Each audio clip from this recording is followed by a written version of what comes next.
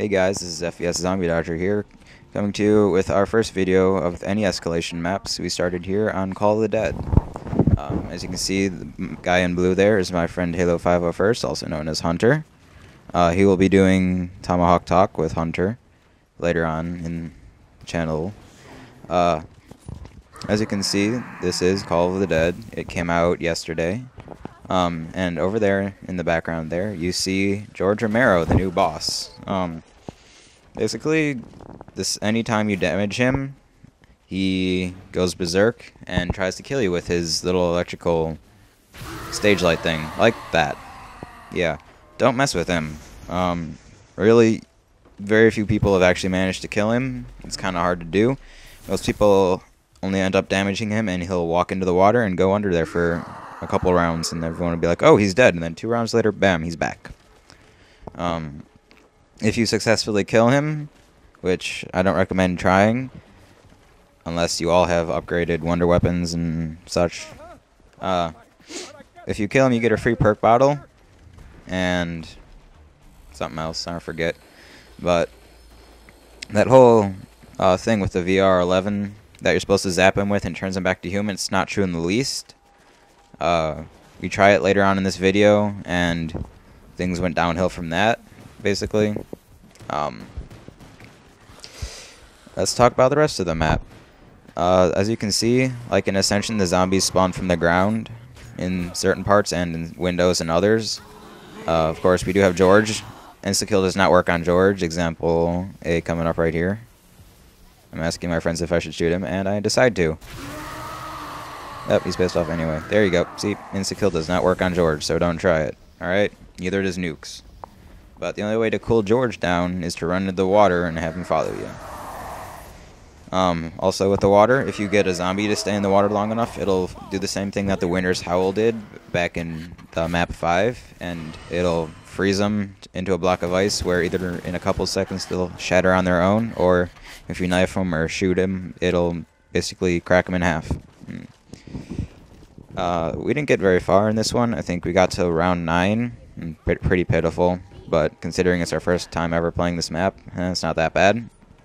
The same wall guns are there, the MP40, the MPL, the M14, and the Olympia are at the beginning there. There's an M16 up top on this. We didn't really make it anywhere past the ship this time, but we do know that you can go to the lighthouse. There's a bunch of cool stuff in there. You guys should check it out. You should buy the map pack and then check it out. There are all the perks that have been in Call of Duty series in this map, including one new one called Deadshot Daiquiri. Personally, I was really excited for this perk because I love headshots. Fastest way to kill a zombie with an M16, because I always just run around and get an M16, upgrade it, and use that. But I was really disappointed with the Headshot Daiquiri because really it's just like a crappy aimbot. I thought it was going to do something else cooler, like, you know, Flopper, where you took no explosion damage and you can basically nuke the zombies whenever you jump off of a ledge. Or, you know, Stamina Up, which I fondly call Infinite Sprint. That one was kind of disappointing too. It was basically lightweight and marathon. You can see we pissed George off here again. Just stay away from him, guys. Just stay away. Thank God he ran after him, but he will stay on you until he cools off. And the only way to do that is to find some water and dunk him in, like I said earlier. The only perk we end up seeing is Juggernog, I believe, in this one, later on in the video. That's over inside of the ship, down below decks. There is Quick Revive in single player, because I like playing single player, right over by this staircase leading up to the ship. If you ever play single player, you'll find that. I'm not sure where it is in multiplayer. It might be in the same spot, I'm just not that observant. I'm not sure where the other perks are. They're probably off in the lighthouse and other buildings. But I'll figure it out eventually. The power is at the top of the ship through a couple barriers. All the way at the beginning of the map, however, I do know that if you open up that little small boat over at the beginning of the map that you saw me by, that leads to double tap root beer. One of my favorite perks. Most people hate it, but you know, that's just my opinion. It's amazing. That's pretty much all there is to this map. The zombies. This is definitely the most difficult one that I've played, because you know I usually make it past round 9, but that's beside the point. There's a couple new fun little things here in this map. The box is always right there, from as far as I can tell. And there's the flinger. It's on the side of the ship. If you stand on it with the power on for long enough, it'll basically jettison you to the other side of the map. You'll be safe for a couple of seconds. It kills any zombies that walk on it, except for George. George will just kind of fly with it straight into the water. It's a good way to cool him down real quick. I accidentally did that. My bad. Another cool thing here is zip lines that are off the side of the edge of the boat here. If you try to like walk off the boat and jump, you'll latch onto the zip line and basically go into the water down there. It's a good way to get away from any tight situations, and a good way to cool George down if he ever gets too angry. Another thing in this map is grenades. If you decide to buy grenades off the wall, they are actually Semtex grenades, and basically do whatever Semtex does, blows the zombies up. Again, I didn't get very far in this one, first time playing it, but hopefully I'll get better as I get to know the map a little bit better and bring you some more interesting commentaries than this one. Also in this map there are a couple of fun little Easter eggs. You can free the original zombies players, Nikolai, Tank Dempsey, Takio, and Richtofen. They're in a sealed door below decks. And basically they'll give you instructions on how to free them later on. I personally haven't done it, hadn't had the time to, and as far as I know there is no videos out there of people actually doing it, but heck, if you find one, watch it. Should be pretty interesting.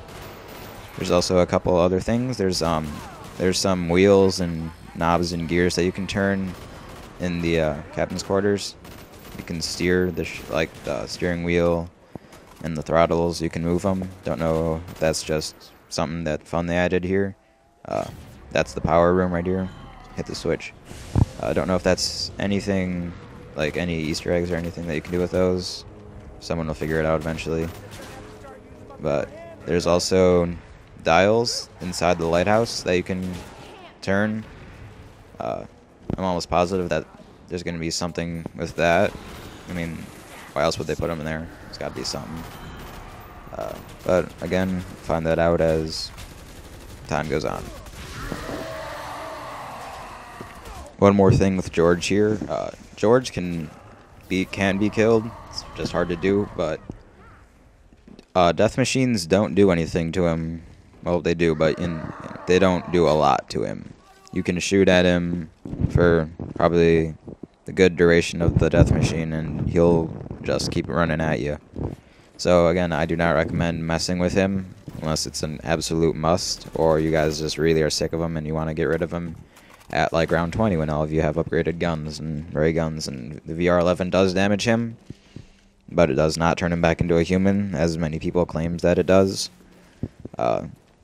Another good way to kill him is with Scavenger. It's the upgraded, or it's not the upgrade, it's just the regular the kind of alien new sniper rifle thing. If you upgrade it and shoot him with it a couple times, he'll die. I think we open this up here. It goes to the other side of the ship. There's some Juggernog a bit further down the road here. But other than that, that's basically all I got for you guys today. Watch our videos. They're getting pretty good. I'm getting some feedback from some of my friends about them, how I should improve them and stuff. So here's the MP40. I always buy that. It's a good weapon. But also those chains there that you see. A lot of zombies come up those in place of windows. They just kind of crawl up those. You can shoot them down if you want, if you have the time. Shoot them off of the chains, but Again, it's personal preference for stuff like that. And we're inside the ship here. If you go a bit further on, again, there's Juggernog, and then Semtexes, and that's kind of where we die. Short game. We decided to mess with George with a Death Machine and a VR11. It's a bad idea. There's the Pack Punch room right there. You know, there's been a couple, bad Pack-a-Punch spots. In 5, it's not completely sealed off. Kino was probably the best, even though you had to go through a teleporter to get to it. It was completely sealed off, and you had a good, minute or so inside there before you had to go back down, get everyone a chance to upgrade. Here, it's a bit better than it was in 5, in my opinion. In 5, there were just windows there that they could knock down and start coming in. In this one, it's in the middle of the water, so although it is completely open, the zombies are going to have to get all the way over there. And if you remember back in the beginning of the video, I told you guys how if the zombies stay in the water too long, like this, looky there, it froze. So it'll probably give the zombies a good couple seconds to freeze while they're in the water there. Give you some protection and time to get out of there with your upgraded gun. And again, I think it's a bit better than a couple of the other Pack-a-Punch machines. The first one back in Durais, that was probably the worst location I've ever seen. It's just in the middle of the map. Zombies can come from every which way, and unless you do it between rounds with a crawler, if you are in desperate need of an upgrade in the middle of the round, you're better off just sticking it out with grenades or whatever else you got. Because, you're not going to last very long there. I don't think there's any dogs in this one. At least we've not encountered any. I think there's just George. And then max ammos come from zombies, like they have been. I think if you wanted to kill George, this would be a better spot than the first one, because in the first one, if you just damage him, he won't give you the perk bottle. And the other thing, he'll just walk underneath the water and heal for 2 rounds and then come back full strength at you. But here, I think, because he's in the water already, so anytime you shoot him, he'll instantly cool down. So if you're gonna try to kill George, I recommend doing it here, of any places. Some people say that he can't be killed here. In my opinion, I think there's no reason why he shouldn't be able to be killed here. If you really are that unsure about killing him here, then you can go over to the main spot and try to kill him. But if you end up wasting half your ammo on him and he just goes underneath and heals for 2 rounds, don't say I didn't warn you. In a couple seconds here, you're going to see my friend use the VR11 gun. Or actually, that was the scavenger, my bad. The scavenger, again, is the sniper rifle, the new sniper rifle of this map. It shoots explosive rounds that kill any zombie within its little radius. It basically incinerates them. Pretty useful gun, I think. Oh, that was a door. I didn't notice that the first time we're through. But here, my friend has the VR11 he got from the mystery box, which was up here. He gets a commando, but Hunter gets the VR11, and he tried that thing where you're supposed to, zap George and turn him back human. He's jumping around here because he's like, oh, I got it. And my friend's like, hey, zap George. He's like, I don't wanna. And then he decides, to heck with it. Oh no, it didn't work. See? It looks like it did something to him. It probably did do something. It just didn't do something that we wanted it to. It damaged him. It made him angry. We tried shooting the regular thing at him, the scavenger at him. It didn't work out too well. Didn't die. Friends shooting a spaz at him. He's not dying anytime soon. Just making him angrier. And this is basically the end of the video because George decimates us all. We're all dead. Zombies are coming from everywhere. Nobody's up to help each other up. George is coming after us. We're all running low on ammo. Like that, my friend saves me here with the spaz, but again, we all just end up dying. George kills one guy, zombies kill another. And I end up trying killing George with my little pathetic MP40, and I end up trying to jump off this zip line. Looks like it's a zip line. It ain't a zip line. It's a zip line coming down, as I sadly figured out a bit too late there. But thanks for watching, guys.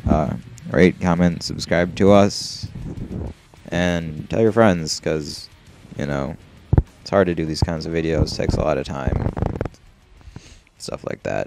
But thank you for watching, and have a great day.